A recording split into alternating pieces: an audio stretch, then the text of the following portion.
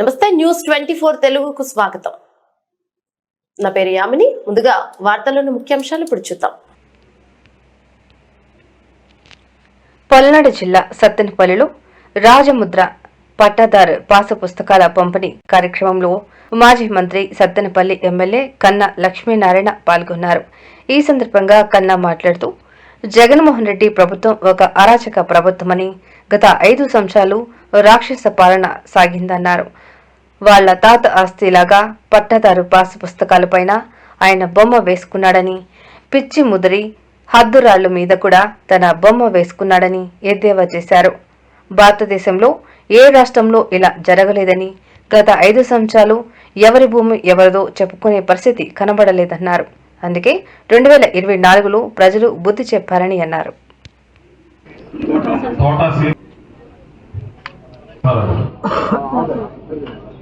సత్తెనపల్లి తహసీల్దార్ చంద్రరావు గారు, ఆర్డీఓ రమాకాంత్ రెడ్డి గారు, జిల్లా అధ్యక్షులు జానీ బాషా గారు, వేదిక మీద ఉన్నటువంటి పెద్దలు, ఈరోజు ప్రభుత్వం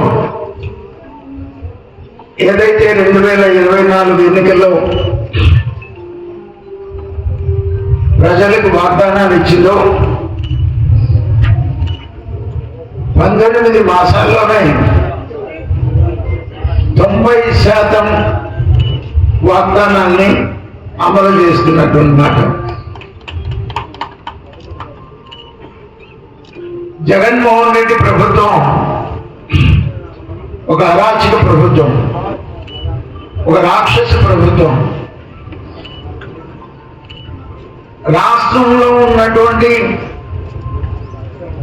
అందరి ఆస్తులు, హక్కులు తనమే అని భావించేటువంటి మనస్తత్వం కలిగినటువంటి నాయకుడు జగన్మోహన్ రెడ్డి. అందుకని పట్టాదారు పాస్ పుస్తకాల మీద తన బొమ్మ వేసుకున్నారు. ఇంతవరకు భారతదేశ చరిత్రలో ఏ రాష్ట్రంలో కూడా జరగల. ఇంకా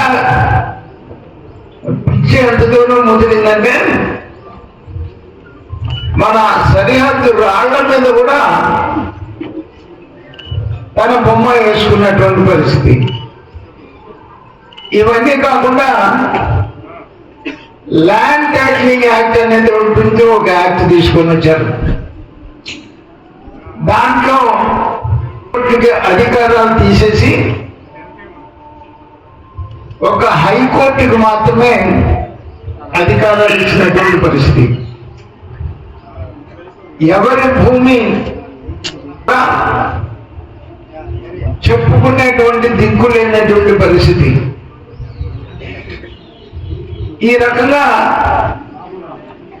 ఒక అరాచక శక్తులు 5 సంవత్సరాలు కూడా రాజ్యం వెళ్ళినాయి. ప్రజలు వాటిని గమనించి 24 ఎన్నికల్లో బుద్ధి చెప్పడం జరిగింది. బుద్ధి చెప్పినా కూడా బుద్ధి రాలా. ఇంకా ఎవరైనా ప్రతిపక్ష నాయకుడు ఇదిగో ప్రభుత్వం ఈ తప్పు చేస్తుంది, మేము అధికారంలోకి వస్తే మేము ఇంతకన్నా మేలు చేస్తామని చెప్పేసి చెప్తాడు ఎప్పుడైనా. నాకు తెలిసినంత వరకు, నాకు ఎందుకంటే దగ్గరగా 53 సంవత్సరాలు రాజకీయ అనుభవం. కానీ ఇవాళ పరిపాలన రాజకీయంగానే చేసినాడు. ప్రతిపక్షంలో ఉండి కూడా మేము అధికారంలోకి వస్తే తలకాయలు నరికేస్తామని చెప్తున్నారు. అంటే మీరు ఆలోచించండి, ఇటువంటి నాయకులు ప్రజా పరిపాలనకి అర్హత ఉందా అని చెప్పేసి నేను అడుగుతా ఉన్నాను.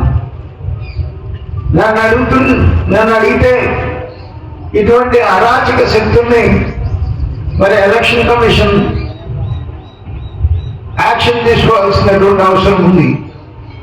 అరాచకాలను రెచ్చగొట్టి అరాచకత్వాన్ని శాంతి భద్రతలు లేకుండా ఇష్టం వచ్చినట్లు అరాచక శక్తుల్ని ప్రోత్సహించేటువంటి వారిని మనం ఇదే గ్రామం వచ్చినప్పుడు చూసాం. రప్ప ఇది గంగమ్మ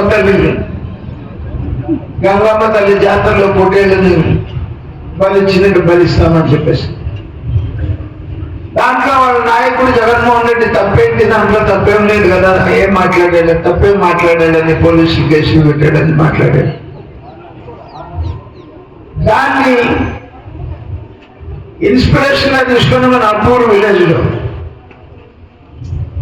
ఒక ఆయన వైసీపీ నాయకుడు హోటల్ తీసుకొని తాగి ఊరంతా తిరిగి మా నాయకుడు తలకాయలు నరికేమన్నాడు. తలకాయలు నరికేస్తాను, నాకు 3 ఎకరాల భూమి ఉంది,